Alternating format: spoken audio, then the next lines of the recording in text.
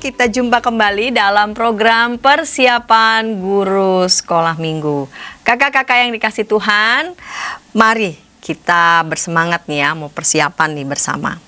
Episode kali ini kita mempersiapkan bahan ajar kita dengan tema belajar dari kisah pemberitahuan tentang kelahiran Yohanes Pembaptis, Tuhan berkuasa memberi.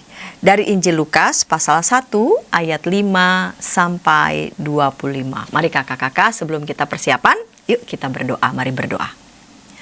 Tuhan, kami hendak persiapan bersama sebelum kami menyampaikan firman-Mu pada anak-anak sekolah minggu. Tuhan kiranya berkati kami semua.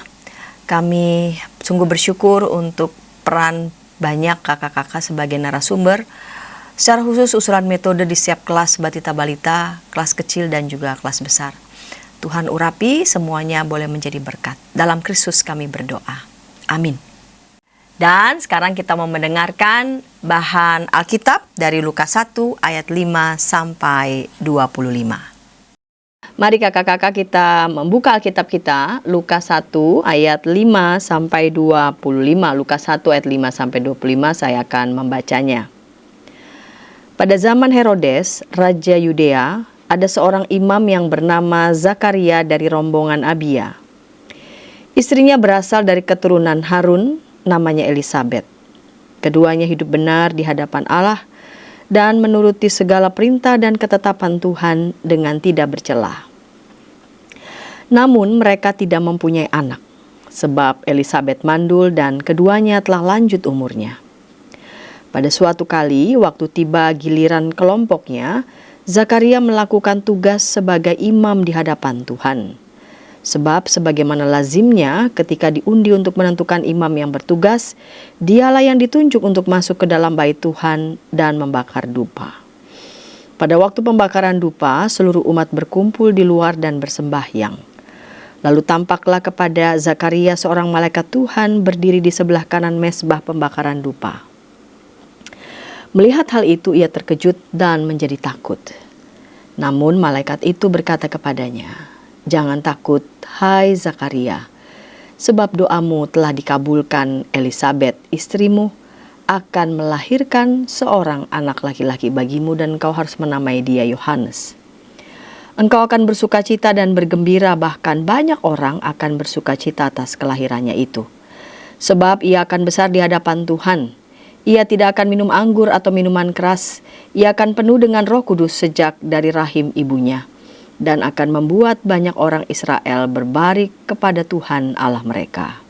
Ia akan berjalan mendahului Tuhan dalam roh dan kuasa Elia untuk membuat hati para bapa berbalik kepada anak-anaknya dan hati orang-orang durhaka kepada pikiran orang-orang benar.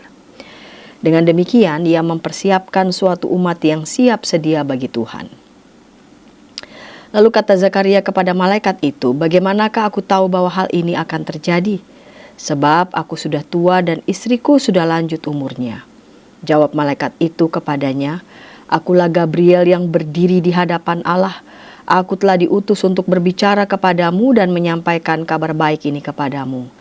Sesungguhnya engkau akan menjadi bisu dan tidak dapat berkata-kata sampai hari ketika semuanya ini terjadi, karena engkau tidak percaya kepada perkataanku yang akan dipenuhi pada waktunya." Sementara itu umat menanti-nantikan Zakaria. Mereka menjadi heran bahwa ia begitu lama berada dalam bait suci. Ketika ia keluar, ia tidak dapat berkata-kata kepada mereka. Lalu mengertilah mereka bahwa ia telah melihat suatu penglihatan di dalam bait suci. Ia memberi isyarat kepada mereka dan ia tetap bisu. Ketika selesai masa tugasnya, ia pulang ke rumah. Beberapa lama kemudian Elisabet istrinya mengandung dan selama 5 bulan ia tidak menampakkan diri. Katanya, "Inilah yang Tuhan telah perbuat bagiku dan sekarang ia berkenan menghapuskan aibku di depan orang." Kakak-kakak yang dikasih Tuhan, tema pembelajaran kita belajar dari kisah pemberitahuan tentang kelahiran Yohanes Pembaptis, Tuhan berkuasa memberi. Baik Zakaria dan Elisabet adalah pribadi yang taat. Di ayat 6 dituliskan, "Keduanya hidup benar di hadapan Allah dan menuruti segala perintah dan ketetapan Tuhan dengan tidak bercela.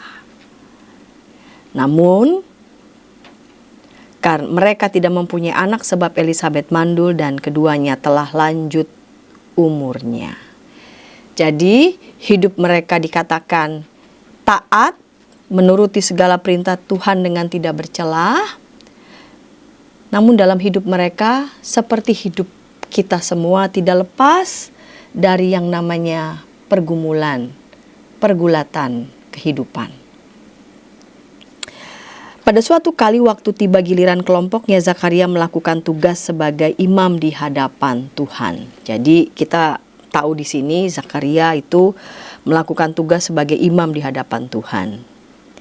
Nah, ketika ia sedang melakukan pembakaran dupa, dan seluruh umat berkumpul di luar dan bersembayang, tampaklah kepada Zakaria seorang malaikat Tuhan berdiri di sebelah kanan mezbah pembakaran dupa. Ya, dan kalimat pertama yang dinyatakan oleh malaikat Tuhan, jangan takut hai Zakaria, sebab doamu telah dikabulkan. Ya, hendak menegaskan bahwa pokok doa yang disampaikan oleh Zakaria adalah tentang pergulatan mereka, kehadiran anak. Doa menunjukkan sikap seorang yang beriman yang bernama Zakaria. Artinya ia mempercayakan sungguh segenap pergulatannya kepada Tuhan. Yang menariknya ya, ketika malaikat Tuhan menyampaikan tentang hal ini, ada keraguan dalam diri Zakaria. Ayat 18. Lalu kata Zakaria kepada malaikat itu, bagaimanakah aku tahu bahwa hal ini akan terjadi? Ya, jadi doa yang diungkapkan oleh Zakaria itu berkaitan dengan pergumulan. Namun juga disertai dengan sikap mempercayakan sungguh-sungguh semua pergulatannya. Nah, ketika malaikat menyampaikan bahwa mereka akan diberikan anak, akan lahir seorang anak laki-laki bagimu dan kau harus menamai dia Yohanes, tentang itu Zakaria ragu. Ya, bahkan Zakaria tidak percaya. Jawab malaikat itu kepadanya, akulah Gabriel yang berdiri di hadapan Allah. Aku telah diutus untuk berbicara kepadamu dan menyampaikan kabar baik ini kepadamu. Sesungguhnya engkau akan menjadi bisu dan tidak dapat berkata sampai hari ketika semuanya ini terjadi. Ya, jadi yang dialami oleh Zakaria adalah Zakaria menunggu di dalam diamnya. Ya kan, jadi kan Zakaria itu kan ragu, bahkan tidak percaya ya tentang anak yang dihadirkan Tuhan dan harus diberi nama Yohanes, kasih karunia Tuhan. Dan apa yang akan kehidupan yang akan Yohanes tempuh, besar di hadapan Tuhan, tidak akan minum anggur minuman keras, berjalan mendahului Tuhan dalam roh dan kuasa Elia, menyiapkan bagi Tuhan suatu umat yang layak baginya. Ya, jadi Yohaneslah yang akan menjadi pendobrak pemikiran manusia yang begitu terbatas dan justru mengizinkan kemahakuasaan berkarya di dalamnya. Sebab bagi Allah tidak ada yang mustahil. Dari sini kakak-kakak kita melihat tujuan di setiap kelas Batita Balita. Anak mengetahui kisah pemberitahuan tentang kelahiran Yohanes Pembaptis. Anak mampu berkata Tuhan berkuasa memberi. Tujuan pembelajaran kelas kecil besar, anak mengetahui bahwa Tuhan memberitahukan kelahiran Yohanes Pembaptis kepada Zakaria. Anak percaya bahwa Tuhan dapat membuat hal yang mustahil menjadi nyata. Jadi fokus ya kakak-kakak, Tuhan berkuasa memberi, termasuk juga anak pada keluarganya Zakaria dan Elisabet, karena ada rencana Tuhan yang lebih besar yang ingin dinyatakan. Itu yang perlu kita pahami. Jadi ini bukan soal Tuhan berkuasa memberi. Jadi apapun yang kita mau, apapun yang kita suka, apapun yang kita ingin. Ya kalau Tuhan berkuasa memberi, Tuhan kasih dong. Enggak. Tapi ini kita mesti tempatkan dalam kerangka rancangan Tuhan. Tadi kan kehadiran Yohanes, kehidupan Yohanes kelak dikatakan Ia akan besar di hadapan Tuhan, tidak akan minum anggur dan minuman keras, ia akan penuh dengan Roh Kudus sejak dari rahim ibunya, dan akan membuat banyak orang Israel berbalik kepada Tuhan Allah mereka. Ya, jadi ada rancangan Tuhan yang lebih besar bagi umatnya melalui Yohanes Pembaptis. Dan karena itu Tuhan memberikan, mengaruniakan seorang anak. Jadi kita fokus ya kakak-kakak, hati-hati kita nanti menyampaikan cerita dan pesan kepada anak-anak. Tidak ada yang mustahil bagi Tuhan. Sungguh kita yakini itu, karena ketika Allah memberi, ada rancangannya yang jauh lebih besar yang ingin Dia nyatakan, baik kepada kita maupun melalui kita. Nah, kakak-kakak, baru saja kita mendengarkan bahan Alkitab dari Injil Lukas 1 ayat 5 sampai 25. Sekarang kita mendengarkan usulan metode di kelas Batita Balita, dan yang akan menyampaikannya adalah Kak Julieta. Nama lengkapnya Kak Julieta Engelberta Wiraputri. Namun sebelum kita mendengarkan usulan metode darinya, kita dengarkan pesan-pesan berikut ini.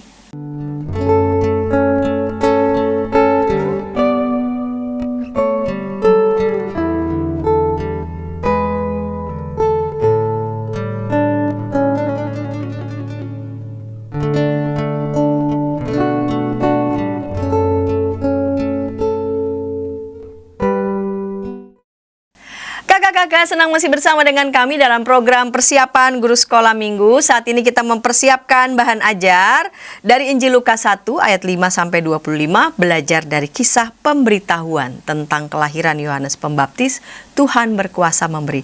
Sekarang kita mau mendengarkan usulan metode di kelas Batita Balita, dan yang akan menyampaikannya adalah Kak Julieta Engelberta Wiraputri yang biasa disapa dengan Kak Putri. Mari Kak. Shalom kakak-kakak, salam kenal, saya Putri dan saya akan membersamai kakak-kakak semua dalam mempersiapkan diri dalam pelayanan di kelas sekolah minggu, secara khusus dalam hal metode untuk kelas Batita dan Balita dengan tema Tuhan berkuasa memberi. Belajar dari kisah pemberitahuan tentang kelahiran Yohanes Pembaptis yang diambil dari Injil Lukas pasal 1 ayat 5 sampai 25. Oke, kita langsung masuk saja ya kakak-kakak semua. Jadi kalau kita lihat di surah bacaan, tujuan dari cerita atau pembelajaran pada tema ini ada dua, yaitu yang pertama, anak-anak mengetahui kisah pemberitahuan tentang kelahiran Yohanes Pembaptis. Jadi ini bicara soal ceritanya ya kakak-kakak, anak paham nih ceritanya gitu, atau mungkin gambaran ceritanya begitu. Dan yang kedua adalah anak mampu berkata Tuhan berkuasa memberi. Jadi ini ada pengakuan iman gitu ya, anak-anak diajarkan dan ditekankan, membuat anak-anak memahami bahwa Tuhan itu punya kuasa untuk memberi. Nah kakak-kakak, terkait hal ini saya mungkin bisa menyimpulkan atau mungkin membuat satu kata gitu ya. Ada satu kata yang tepat yang menggambarkan soal Tuhan berkuasa memberi. Satu kata yang tepat atau satu kata kunci gitu ya, yang bisa kita juga utarakan ke anak-anak adalah Tuhan Maha Kuasa. Ya kan, Tuhan Maha Kuasa, Tuhan berkuasa memberi itu kan menunjukkan kemahakuasaan Tuhan. Jadi rasanya kata Tuhan Maha Kuasa ini adalah satu kata yang lebih simpel gitu untuk anak-anak pahami dan pelajari. Kata ini kan mungkin anak-anak nggak terbiasa dengar kata Maha Kuasa, apalagi kata-katanya panjang gitu ya. Katanya panjang gitu ya, memuat 9 huruf itu kan anak-anak nggak biasa menggunakan kata yang hurufnya banyak gitu.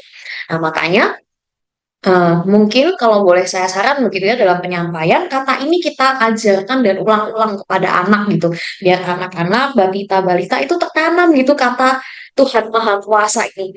Jadi mungkin bisa mulai di spell gitu ya, atau dieja Maha Kuasa gitu. Dan terus anak-anak mengulang, mungkin kalau Batita Balita ya sama orang tuanya yang mengulang gitu ya, Maha Kuasa. Jadi soal anak-anak juga mengeja dan mengikuti sampai akhirnya coba adik-adik ngomong sendiri, Tuhan Maha Kuasa. Nah kakak-kakak terkait kata ini juga sebenarnya ada satu lagu sih yang kita juga bisa ulang-ulang terus gitu sepanjang cerita, biar anak-anak tuh melekat nih sama kata Maha Kuasa. Soal kata Tuhan Maha Kuasa ini anak-anak tanam gitu ya, teringat, tanam gitu ya di otak mereka, yaitu Saya ambil referennya aja gitu ya, karena kan kita di Batita Balita gitu ya, harapannya pendek, tapi anak karena diulang-ulang, lagi repetisi terus menerus, anak-anak tertanam dan ingat terus. Tahu ya lagu ini ya kakak-kakak? Haleluya, Tuhan Maha Kuasa. Haleluya, Tuhan Maha Kuasa. Nah, lagu ini juga bisa diulang-ulang kakak-kakak. Jadi, kenapa saya berikan ini di awal begitu ya? Jadi, kata ini maupun juga lagunya mungkin, atau boleh pilih salah satu, silakan aja senyamannya kakak-kakak. Mungkin bukan kata yang gampang begitu ya, Maha Kuasa ini kan kata yang cukup repot untuk diingat langsung oleh anak-anak. Makanya perlu diulang-ulang, tetapi satu kata ini cukup menggambarkan, bahkan sangat menggambarkan apa yang menjadi tujuan pembelajaran yang diajak oleh seluruh anak untuk kita bersama-sama bahas atau bersama-sama pelajari bersama anak-anak gitu. Maha Kuasa, Tuhan berkuasa memberi itu ya karena Tuhan Maha Kuasa gitu. Mungkin metodenya bisa kayak gini. Ini sekalian saya mungkin peragakan ya kakak-kakak gambaran bagaimana uh, cerita atau metode bercerita ini berlangsung gitu. Dan sekalian saya peragakan. Adik-adik, kakak ada satu kata nih yang kita coba belajar bareng-bareng yuk. Kata itu adalah maha kuasa. Apa? Adik-adik coba. Maha kuasa. Bisa nggak? Oke deh, kalau belum bisa kakak Eja ya. Ikutin ya. Tuhan, Tuhan, maha kuasa. Mungkin bisa sambil ditulis atau pakai slide begitu ya. Kalau pakai slide dimunculin satu-satu maha kuasa. Oke, coba pelan-pelan ya adik-adik bareng kakak sekarang. Tuhan Maha Kuasa. Oke, coba sendiri. Tuhan Maha Kuasa. Nah, adik-adik, ngomong-ngomong soal Tuhan Maha Kuasa, ada satu lagu nih yang kakak ingat. Ngomongin soal Tuhan Maha Kuasa, ada yang tahu nggak lagu apa itu? Nah, coba kita juga coba sambil ngetes nih, apalagi kalau misalnya balita gitu ya, TK itu kan mungkin sudah mulai inget apa lagu dikit-dikit gitu ya. Mungkin kalau bayi belum gitu ya, bayi balita mungkin belum, tapi kalau balita bisa gitu. Mungkin ada yang nebak kali gitu. Iya betul, lagunya Haleluya, Tuhan Maha Kuasa. Nah, sambil diajak nyanyi Haleluya. Kayak gitu kakak-kakak. Nah, adik-adik, kakak ngomong-ngomong soal Tuhan Maha Kuasa, kakak ada satu cerita nih yang benar-benar nunjukin kalau Tuhan itu apa tadi kata-katanya? Maha Kuasa. Nah, ceritanya gini adik-adik dengerin ya. Jadi, ini ada satu bapak, namanya Bapak Zakaria. Bapak Zakaria ini punya istri. Istrinya namanya Ibu Elizabeth. Dan Bapak Zakaria ini adalah seorang imam. Ya, istri namanya Ibu Elizabeth. Nah, coba lihat nih adik-adik. Jadi kita sambil ngajak interaksi aja kakak-kakak ke anak-anak atau adik-adik gitu ya. Dengan gambar. Ini saya pakai gambar begitu ya, karena tadi penekanannya adalah di pengulangan repetisi kata Tuhan Maha Kuasa tadi. Jadi untuk ceritanya, kalau saya saran adalah ya pakai gambar aja lebih kepada visual dan mengajak interaksi. Oke, lanjut ya Kak. Nah, coba lihat nih. Kira-kira Bapak Zakaria sama Ibu Elizabeth ini masih muda atau udah tua yo? Ya, hmm, udah tua. Kenapa udah tua? Hmm, jenggotnya udah putih ya? Oh, iya betul adik-adik. Bapak Zakaria sama Ibu Elizabeth ini udah tua. Tapi mereka belum punya anak. Padahal tuh mereka pingin banget punya anak. Mereka berdoa tiap hari minta sama Tuhan punya anak. Tapi sampai udah tua mereka masih belum punya anak. Nah adik-adik, suatu hari Bapak Zakaria ini kan imam adik-adik. Bapak Zakaria melakukan tugasnya sebagai seorang imam di bait Allah. Nah, ketika sedang melakukan tugasnya, Zakaria ketemu siapa nih? Coba dilihat nih. Ketemu sama siapa adik-adik? Betul, ketemu sama malaikat. Malaikat Gabriel. Nah, malaikatnya. Bajunya terang banget ya adik-adik tuh. Terang banget sampai Bapak Zakaria seneng nggak tuh pas pastinya coba dilihat. Pas Zakaria tuh seneng, takut, marah, sedih atau apa tuh? Iya, takut ya. Ih, tiba-tiba ketemu malaikat. Tadi pernah nggak ketemu malaikat? Malaikat gimana? Ya mungkin sama kayak Bapak Zakaria, kaget gitu ya. Kaget. Oh, ada malaikat. Nah, ternyata Bapak malaikatnya bilang adik-adik kasih tahu kalau Bapak Zakaria dan Ibu Elizabeth punya. Nah, adik-adik pada akhirnya Bapak Zakaria dan Elizabeth punya anak seperti yang dijanjikan oleh malaikat. Padahal Bapak Zakaria dan Ibu Elizabeth sudah tua dan sudah kayaknya sih sudah nggak mungkin punya anak karena sudah tua. Tapi Tuhan, apa tadi kata-katanya? Tuhan Maha Kuasa, benar adik-adik. Tuhan Maha Kuasa memberikan apa yang mustahil. Sekalipun mustahil, Tuhan bisa memberikannya. Karena Tuhan, sekali lagi, Tuhan Maha Kuasa. Yuk kita sambil nyanyi lagi yuk. Haleluya. Tuhan Maha Kuasa. Haleluya. Pak adik-adik, Tuhan Maha Kuasa. Nah, mungkin gitu kakak-kakak gambarannya. Jadi penekanannya ada pada soal menekan apa ya, mengulang-ulang, merepetisi kata Maha Kuasa, Tuhan Maha Kuasa gitu.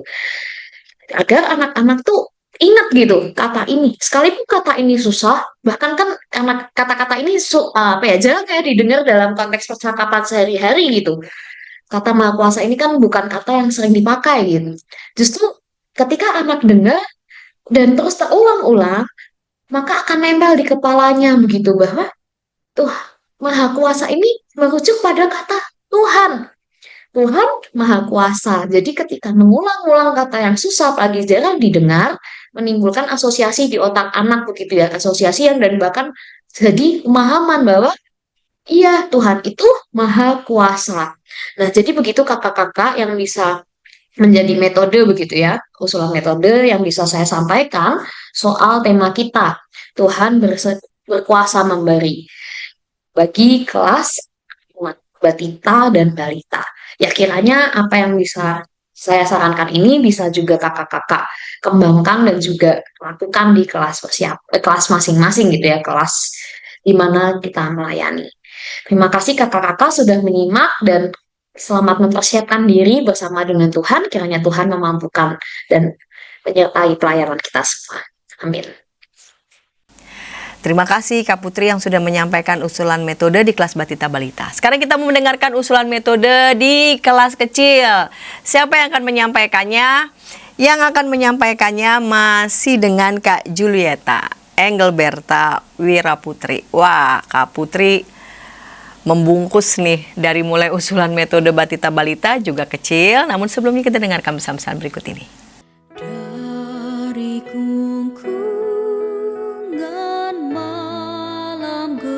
Nyanyikanlah nyanyian baru setiap hari Rabu pukul 12 waktu Indonesia Barat. Dapat Anda nikmati di channel Lagu Rohani YKB TV. Kakak-kakak senang masih bersama dengan kami dalam program persiapan guru sekolah minggu. Kita sedang mempersiapkan bahan ajar, belajar dari kisah pemberitahuan tentang kelahiran Yohanes Pembaptis, Tuhan berkuasa memberi, Injil Lukas 1 ayat 5-25. Sekarang kita mendengarkan usulan metode di kelas kecil. Yang akan menyampaikannya adalah Kak Julieta Engelberta Wiraputri yang biasa disapa dengan Kak Putri. Mari Kak. Siapa kakak-kakak, salam kenal, nama saya Putri dan saya akan membersamai kakak-kakak semua dalam persiapan metode bercerita di kelas kecil, yaitu secara khusus dengan tema Tuhan berkuasa memberi yang diambil dari Injil Lukas pasal 1 ayat 5-25. Kita langsung saja masuk ke dalam bahasan kita ya kakak-kakak. Jadi dalam suruh anak, tujuan pembelajaran di kelas kecil adalah ada dua. Yang pertama adalah anak mengetahui bahwa Tuhan memberitahukan kelahiran Yohanes Pembaptis kepada Zakaria. Jadi ini adalah sifatnya anak memahami ceritanya. Gitu. Kemudian yang kedua tujuannya adalah anak percaya bahwa Tuhan dapat membuat hal yang mustahil menjadi nyata. Jadi dari cerita soal Zakaria yang mendapat anak, Tuhan memberikan anak, yaitu Yohanes Pembaptis, anak belajar untuk percaya bahwa Tuhan berkuasa memberi. Nah, sebenarnya ada satu hal penting kakak-kakak yang bisa kita highlight bersama.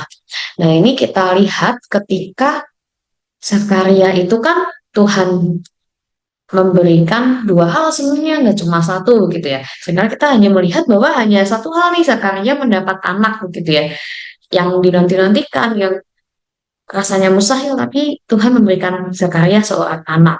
Yang adalah jawaban doa Zakaria dari Tuhan. Tapi ada satu hal lagi yang Zakaria dapatkan, yaitu momen ketika ia menjadi bisu atau tidak dapat berbicara. Ini juga adalah pemberian Tuhan. Nah, jadi ketika Zakaria menjadi bisu itu kan bukan hal yang Zakaria inginkan, tapi Tuhan berikan, Tuhan izinkan momen itu terjadi adalah sebagai sebuah proses Tuhan karena Zakaria yang tidak percaya.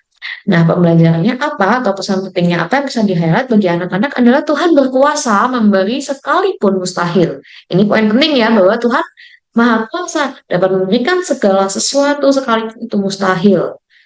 Baik yang kita harapkan maupun yang tidak kita harapkan. Jadi, segala sesuatu yang Tuhan berikan adalah ada maksudnya, ada maksud Tuhan dan sesuai dengan kehendak Tuhan. Begitu kakak-kakak highlight yang juga bisa kita ceritakan pada adik-adik. Jadi adik-adik juga belajar bahwa iya, Tuhan berkuasa memberi, tetapi bukan sekedar memberi apa yang kita mau saja begitu. Nggak selamanya yang Tuhan kita mau Tuhan berikan. Karena dalam kemahakuasaan Tuhan dalam memberi, Tuhan memberi seturut dengan maksudnya dan kehendaknya. Gitu. Kita langsung masuk ke metodenya. Jadi kakak-kakak saya mengandaikan begitu ya, atau mengusulkan metodenya adalah ada satu kakak begitu kakak GSM yang menjadi Zakaria, akan konflik gitu ya, atau pakai imam. Mungkin sebenarnya seperti dari kanan kiri ini ya kakak-kakak. Tapi kalau memang misalnya gitu, nggak bisa selengkap ini gitu ya, agak ribet mungkin dalam persiapan atau mencari begitu, ya setidaknya menggambarkan begitu ya, imam itu kayak apa sih di perjanjian lama. Anak kelas kecil itu kan belajar masih dalam hal konkret begitu ya, jadi sangat mengandalkan indrawi. Jadi akan baik kalau ada satu kakak yang juga pakai outfit seperti imam. Mungkin juga sambil bisa dikasih tahu bahwa oh, imam tuh dulu pakaiannya kayak gini adik-adik gitu. Beda ya sama pakaian pendeta. Nah, ini pakaian imam di zaman perjanjian lama, bahkan di zaman Yesus pun imam masih pakaiannya seperti ini. Nah, jadi ada satu kakak yang jadi berperan jadi Zakaria, dan ada satu kakak yang sebagai penceritanya atau pengajarnya, penyampai firman-Nya. Nah, jadi awalnya adalah kita mungkin habis doa begitu ya, atau biasanya kakak-kakak gimana begitu, sebelum masuk cerita beri jeda waktu untuk anak-anak menunggu. Misalnya doa amin gitu. Udah, misalnya tugas doa akan ceritanya gitu ya. Saat di situasikan gitu ya, yang berdoa adalah orang lain selain pencerita. Amin. Nah kan si pendoa kakak atau anak yang berdoa ini duduk gitu ya. Terus udah, nggak usah ada apa-apa gitu untuk beberapa waktu. Biarkan anak-anak menunggu. Ya mungkin anak-anak akan jadi berisik, atau jadi gelisah, atau jadi bingung gitu. Biarkan saja gitu untuk beberapa waktu. Nah setelah pada akhirnya si misalnya ini datang. Tadi nungguin sesuatu ya. Apa sih? Mungkin ada yang cerita. Kalau kakak sih nunggu temen ya. Dari tadi tuh nggak keluar adik-adik. Lama banget nih nunggunya. Adik-adik nunggu nggak enak ya. Nah ini kakak juga lagi nunggu nih. Nah kayak gitu-gitu. Ada interaksi ke anak-anaknya. Sampai akhirnya si kakak GSM yang jadi Zakaria ini datang. Jadi si kakak GSM yang jadi Zakaria ini terlibat begitu dalam cerita, dalam proses bercerita. Nah, jadi kita situasikan begitu bahwa ini adalah momen menunggu Zakaria keluar dari Roh Maha Kudus dan kemudian dia sudah bisu gitu ya kalau menurut firman Tuhan. Yang tadi juga kita sudah bahas dalam pembahasan teks gitu ya. Dalam kondisi bisu keluar gitu. Nah, tapi mungkin Zakarianya belum sadar nih kalau dia belum bisa ngomong. Jadi dia tetap, hai apa kabar? Tapi sambil nggak bersuara gitu ya. Jadi tetap ngomong biasa tapi nggak bersuara. Seperti itu. Tapi si penceritanya sadar loh. Zakaria, kamu kenapa? Kok nggak ada suaranya sih? Nah, Zakarianya masih agak bingung. Apa gitu. Tapi nggak ada suaranya lagi-lagi ya. Asumsikan sudah nggak bisa ngomong gitu ya. Loh, kamu kenapa Bapak Zakaria? Kok nggak bisa ngomong gitu. Terus barulah ketika mulai sadar kayak mencoba bercerita dengan gestur gitu ya. Jadi Zakarianya ya menggambarkan aja dengan gesturnya, nggak pakai bahasa isyarat ya karena kan ini kondisinya adalah Zakaria dari yang bisa ngomong jadi nggak bisa ngomong. Jadi ya berusaha bercerita aja dengan gesturnya. Nah ini jadi si GSM yang jadi Zakaria perannya gitu. Menceritakan versi dia, kemudian sang GSM penceritanya seolah-olah menerjemahkan gitu ya ceritanya Zakaria dengan gestur dia ceritakan ulang ke anak-anak. Tapi si pencerita ini sudah tahu ya karena sudah persiapan dan baca Alkitab gitu. Nah, jadi Zakaria mencoba dengan gestur diterjemahkan oleh pencerita, pencerita menerjemahkan kepada anak-anak dalam bentuk cerita. Gitu kakak-kakak gambarannya. Ya ini kalau memang bisa dilakukan begitu ya. Kalau misalnya nggak bisa, ya bisa pakai cerita, pakai gambar atau pakai wayang-wayangan atau boneka-bonekaan dan apapun begitu ya metodenya monggo saja, ini ada usulan. Nah, tetapi mungkin saya berikan alurnya gitu ya, alur berceritanya gitu. Baik, saya tetap pakai konsep ini, tapi silakan terjemahkan dengan cara kakak-kakak sendiri, mungkin kalau pakai metode gambar atau wayang. Nah, jadi alur ceritanya kurang lebih begini. Mungkin saya lebih akan meragakan begitu ya, gimana sih nanti simulasinya gitu, meskipun saya seorang doang ya, besok nggak kakak mungkin nggak seorang gitu ya tektokan gitu Zakaria dan menceritanya tapi kurang lebih gambarannya begini. Oh ya adik-adik maaf, aku lupa kenalin nih. Ini anak ini teman kakak, namanya adalah Zakaria. Zakaria itu adalah seorang imam adik-adik, makanya bajunya tuh kayak gini. Ini tuh baju imam di zaman perjanjian lama. Nah, Zakaria ini adik-adik adalah seorang imam dan dia punya istri. Istrinya adalah namanya Elizabeth. Mereka ini hidup benar loh adik-adik di hadapan Tuhan.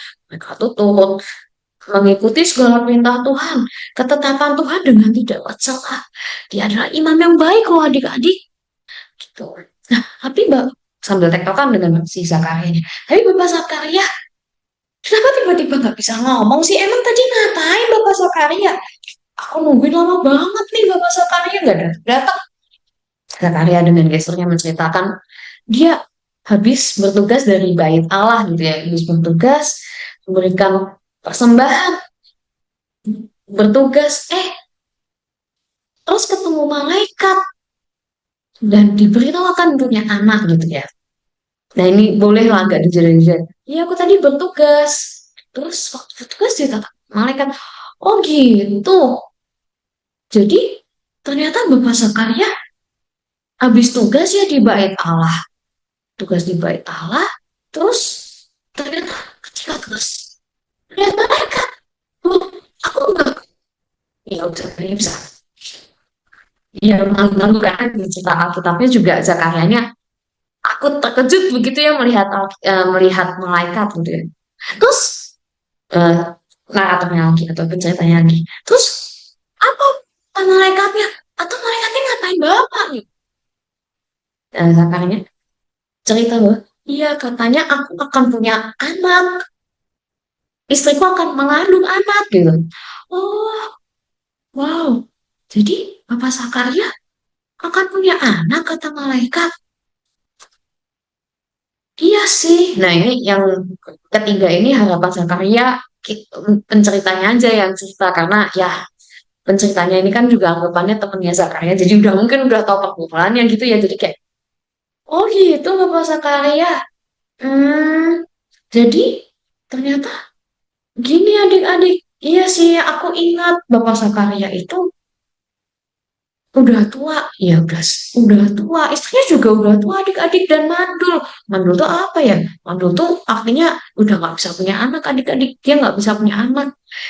Jadi masa karyanya udah tua, Elizabethnya mandul. Nah, tapi mereka terus berdoa untuk minta anak gitu ya. Karena zaman dulu punya anak itu kayak keharusan. Kalau nggak punya anak dianggap aib. Kamu nggak berhasil dari keluarga dan lain sebagainya. Jadi mereka sungguh-sungguh berdoa bahkan itu gitu ya. Itu benar tidak bercacat. Sampai akhirnya ternyata jawab, Tuhan menjawab doanya. Wah, sambil ngobrol-ngobrol. Saya senang loh Pak Sakaria. Ternyata Tuhan menjawab ya doa Pak Sakaria. Setelah sekian lama menanti Pak Zakaria, Tuhan jawab juga doanya untuk punya anak. Ya, mungkin Zakarianya juga sambil kayak tersenyum dan mengangguk-angguk gitu ya. Terus si naratornya atau penceritanya kayak aneh. Tapi kenapa pada akhirnya Bapak jadi bisu? Bukannya harusnya senang ya Pak ketemu malaikat, dapat kabar sukacita itu punya anak. Nah, Zakarianya sambil menggambarkan gitu ya dengan tubuhnya yang terbatas itu bilang kayak, iya, aku sama jawaban malaikat. Kata malaikat, gimana caranya aku bisa punya anak? Aku sudah tua, istriku udah mantul. Nah, dengan gestur terbatas, kemudian penceritanya menceritakan, oh, jadi Bapak ini ya ragu ya sama jawaban malaikat. Masa iya sih bisa punya anak? Gimana caranya? Aku kan sudah tua, istriku mandul. Mana mungkin itu terjadi? Terus jadi bisunya karena kenapa Pak? Karena Bapak berarti malaikat bilang karena Bapak ragu jadi atau khawatir Bapak jadi nggak bisa ngomong lagi ya. Oh gitu Pak, ya kurang lebih seperti itu. Jadi alurnya seperti itu kakak-kakak memperkenalkan tokoh Zakaria dulu, terus cerita nih latar belakangnya bahwa sedang habis tugas begitu ya, melakukan tugasnya di Bait Allah. Dan saat melakukan tugasnya, Zakaria didatangi malaikat dan diberitahu punya anak. Terus cerita nih bahwa, ya kenapa punya anak itu penting begitu. Atau yang pertama itu terus usaha apa yang sudah dilakukan Zakaria dan Elizabeth sampai akhirnya doanya dijawab. Tapi ternyata Zakaria ragu gitu ya, mempertanyakan dan maka akhirnya jawaban Tuhan adalah menjadikan Zakaria bisu untuk sementara waktu. Oke, itu untuk ceritanya dan kemudian langsung ke pengenalannya kakak-kakak. Jadi sang pencerita jadi bertanya ke anak-anak. Adik-adik, pernah nggak sih adik-adik tuh meminta sesuatu sama Tuhan dan Tuhan kasih? Apa contohnya? Jadi mengajak anak-anak interaksi ya, anak-anak mungkin ramai gitu ya. Iya, aku pernah nih minta doa sama Tuhan nih, ini, gitu. Dengerin aja gitu. Terus tanya lagi, tapi pernah nggak adik-adik? Adik-adik tuh nggak minta, tapi Tuhan kasih. Pernah nggak? Atau adik-adik mendapatkan hal yang nggak diinginkan? Pernah nggak? Sama, tunggu cerita respons anak-anak. Setelah adik-adik puas merespons gitu ya, atau ya secukupnya gitu, kakak-kakak merasa cukup, masuk ke poin ini. Adik-adik, betul bahwa Tuhan itu maha kuasa. Tuhan itu bisa berkuasa buat memberikan segala sesuatu, sekalipun itu mustahil. Ingat ya tadi Bapak Zakaria. Nih, Bapak Zakaria sudah tua dan istrinya mandul, nggak bisa punya anak. Tapi Tuhan kasih. Tapi juga Bapak Zakaria dikasih Tuhan waktu untuk gak bisa ngomong, jadi bisu. Itu kan juga mustahil. Bisu untuk waktu tertentu aja.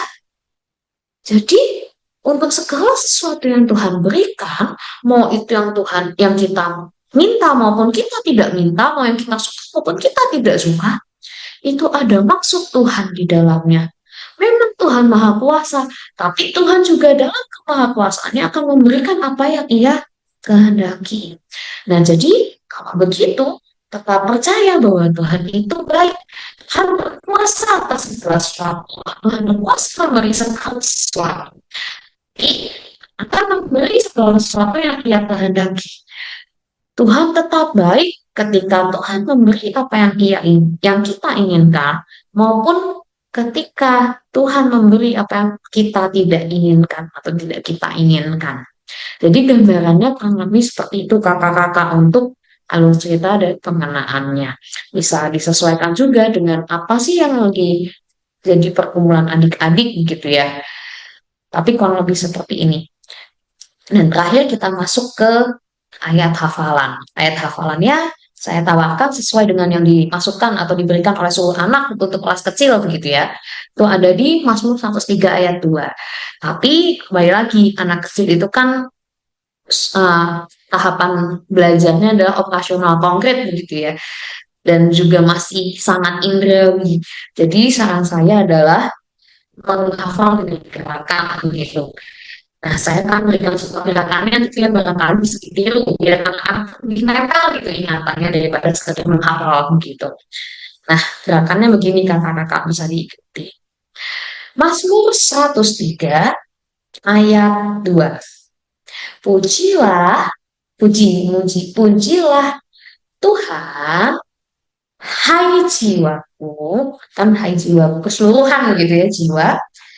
Dan kayak gini, dan janganlah lupakan segala kebaikannya.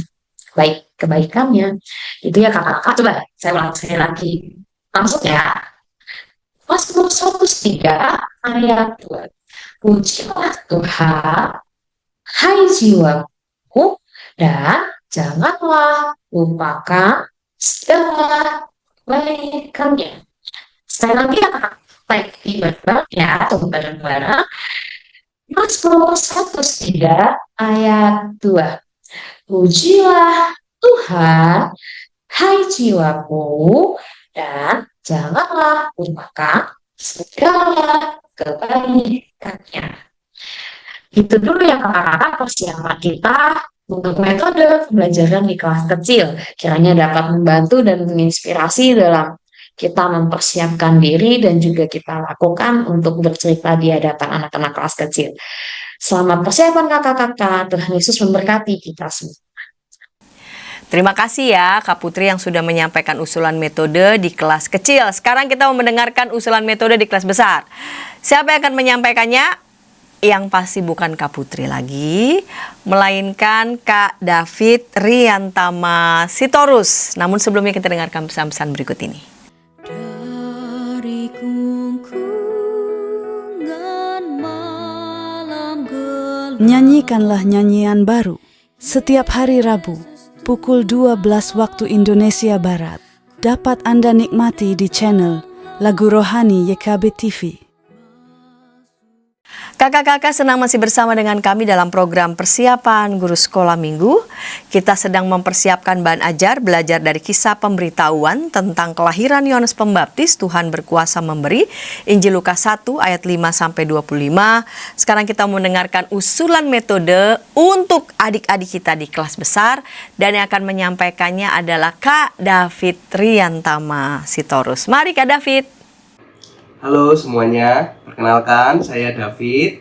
Kali ini saya akan mengajak kakak-kakak sekalian untuk menggali beberapa metode pengajaran untuk kelas besar dalam tema kita hari ini, yaitu Tuhan berkuasa memberi, yang dilandasi dari Injil Lukas pasal 1 ayat 5-25. Kita akan belajar dari kisah pemberitahuan tentang kelahiran Yohanes Pembaptis. Nah, karena ini kelas besar, maka di awal sebelum masuk ke dalam cerita, kakak-kakak mungkin bisa memulainya dengan memberikan pertanyaan sederhana untuk memantik diskusi di awal, gitu ya. Jadi jangan langsung masuk ke cerita, tapi diberikan pertanyaan sederhana untuk memantik diskusi. Tanyakan kepada mereka. Pertanyaannya begini kira-kira.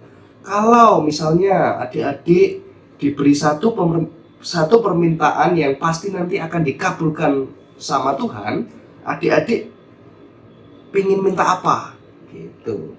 Jadi adik-adik diminta untuk merumuskan satu permintaan mereka kepada Tuhan, dan pasti di situ nanti adik-adik akan banyak berimajinasi gitu ya. Misalnya, oh nanti aku pengen jadi dokter, aku pengen jadi YouTuber, ada yang juga mungkin, oh aku pengen barang, misalnya pengen gadget segala macam. Tidak apa-apa, berikan mereka kebebasan untuk berimajinasi, untuk menentukan permintaan mereka apa. Nah, setelah adik-adik menjawab keinginan mereka, permintaan mereka, kakak-kakak bisa menanyakan mereka, kira-kira kenapa mereka menginginkan hal-hal itu gitu. Nanti adik-adik bisa bercerita alasannya apa, motivasinya apa dari permintaan-permintaan mereka gitu. Nah, selanjutnya setelah mereka bercerita, saling bertukar pikiran, maka kakak-kakak bisa masuk ke bridging menuju cerita. Ini usulan saya. Jadi kakak-kakak bisa menjelaskan bahwa Tuhan itu berkuasa memberi apa yang diminta oleh umatnya, bahkan bisa dengan cara-cara yang ajaib. Kakak-kakak bisa meminta adik-adik untuk menyebutkan kira-kira contoh peristiwa-peristiwa ajaib yang dialami oleh tokoh-tokoh Alkitab ketika berdoa kepada Tuhan itu apa saja gitu ya. Misal nanti mereka kan akan mulai menyebutkan satu persatu tuh contoh-contoh peristiwa-peristiwa ajaib ketika tokoh Alkitab ini berdoa. Misalnya kalau kita mau nge-review di minggu-minggu sebelumnya, adik-adik mungkin bisa menyebutkan ya itu kisah Yunus yang berdoa dalam perut ikan gitu. Oh, Sadrah, Mesakh, Abednego ketika mereka berada di dapur perapian, mereka diselamatkan gitu. Atau mungkin Daniel ketika dia berada di gua singa gitu. Nah, setelah mereka diminta untuk brainstorming itu bridgingnya, maka selanjutnya baru kakak-kakak bisa masuk ke cerita tentang Zakaria dan Elisabet gitu. Pertama-tama kakak-kakak bisa menjelaskan terlebih dahulu siapa itu Zakaria dan Elisabet gitu. Profesinya apa, lalu apa pergumulannya, bagaimana sikap mereka gitu. Jelaskan bahwa Zakaria ini adalah seorang imam, Elisabet adalah istrinya. Nah, mereka ini adalah orang-orang yang taat, orang-orang yang hidup sesuai dengan perintah Tuhan gitu.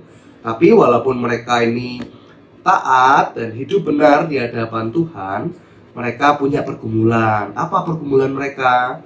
Pergumulan mereka adalah menginginkan hadirnya seorang anak di tengah-tengah keluarga mereka. Tapi mereka sudah lanjut usia. Sejak lama mereka berdua bergumul, berdoa supaya dikaruniai seorang anak. Tapi doa-doa itu tidak kunjung dikabulkan gitu. Nah, pada suatu hari kejadiannya baru diceritakan gitu ya. Zakaria yang seorang imam ini kan punya tugas untuk membakar dupa di dalam bait Allah.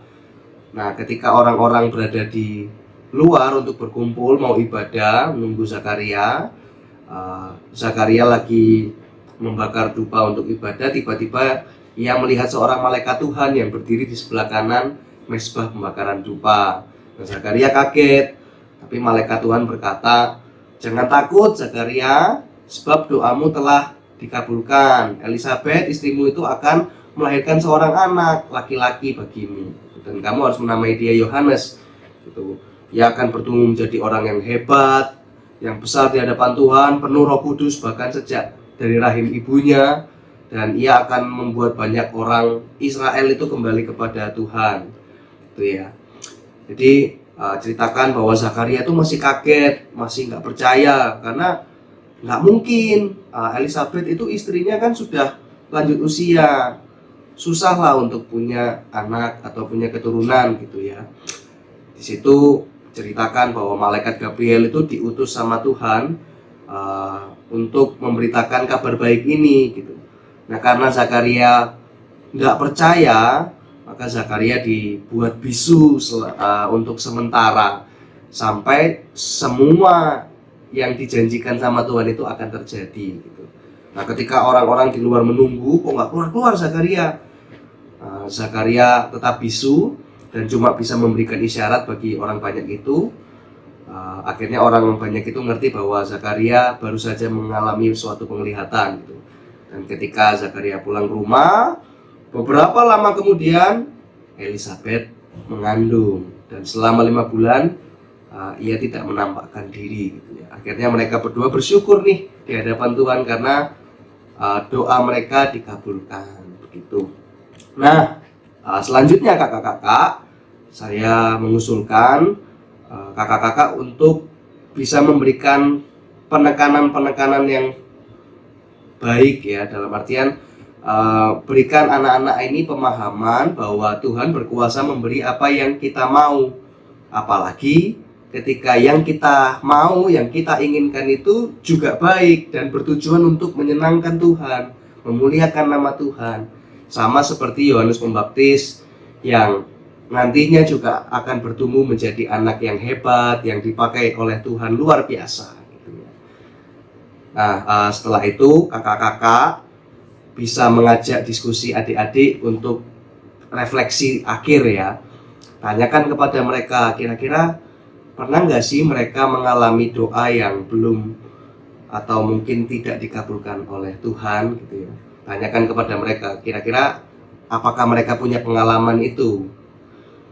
Nah, kalau mereka pernah, kakak-kakak bisa mengajak mereka untuk bercerita dan nanti ditutup dengan penjelasan bahwa mungkin ketika doa-doa kita belum dikabulkan, itu adalah cara Tuhan supaya adik-adik bisa lebih taat lagi dan bisa lebih hidup dalam kebenaran Tuhan, sama seperti Zakaria dan Elisabet.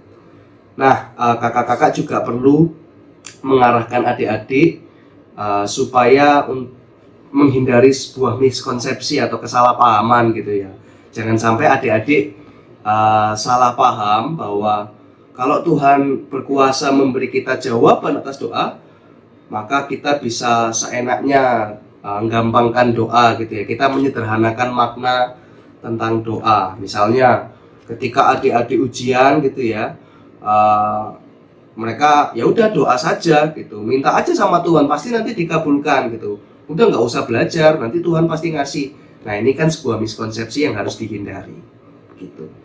Nah, di akhir untuk kegiatan terakhir setelah cerita, setelah sharing, usulan saya, kakak-kakak bisa mengajak adik-adik sekolah minggu ini untuk menuliskan doa dan harapan mereka. Doa harapan ini bisa cita-cita mereka, bisa juga harapan mereka untuk keluarga, untuk papa mama, atau mungkin hal-hal lain yang mereka inginkan gitu. Ini bisa bebas, kakak-kakak bisa menyesuaikan. Nah, doa dan harapan ini ditulis di atas sticky notes. Sticky notes-nya nanti ada dua opsi, bisa ditempel, ada tatakan gitu, mungkin kakak-kakak menyiapkan, atau juga mereka juga bisa pulang sebagai pengingat lah, ditaruh di Alkitab. Mungkin ini yang bisa saya usulkan dan bisa saya bagikan. Semoga bermanfaat. Selamat mempersiapkan semuanya. Tuhan memberkati. Terima kasih ya Kak David Sitorus yang sudah menyampaikan usulan metode untuk anak-anak di kelas besar. Nah, kakak-kakak kami telah merampungkan dari mulai bahan Alkitab, usulan metode setiap kelas, batita balita, kecil dan besar. Kakak-kakak bisa mematangkan lagi nih persiapan bersama dengan teman-teman satu tim. Terima kasih untuk kakak-kakak para narasumber. Baiklah, mari kakak-kakak sebelum kita berpisah, kita berdoa. Tuhan, kiranya Engkau boleh berkati, berikan hikmat, ketekunan bagi anak-anak-Mu yang akan menyampaikan firman Tuhan bagi anak-anak sekolah minggu. Berikan terus semangat dan juga kreativitas. Dengan demikian, firman Tuhan ini dapat tersampaikan dengan baik dan anak-anak juga dapat menerima menyerapnya dengan sukacita. Terima kasih Bapa, dalam Kristus kami berdoa. Amin. Baiklah kakak-kakak, sampai jumpa di pekan yang akan datang dalam program ini Persiapan Guru Sekolah Minggu. Sampai jumpa.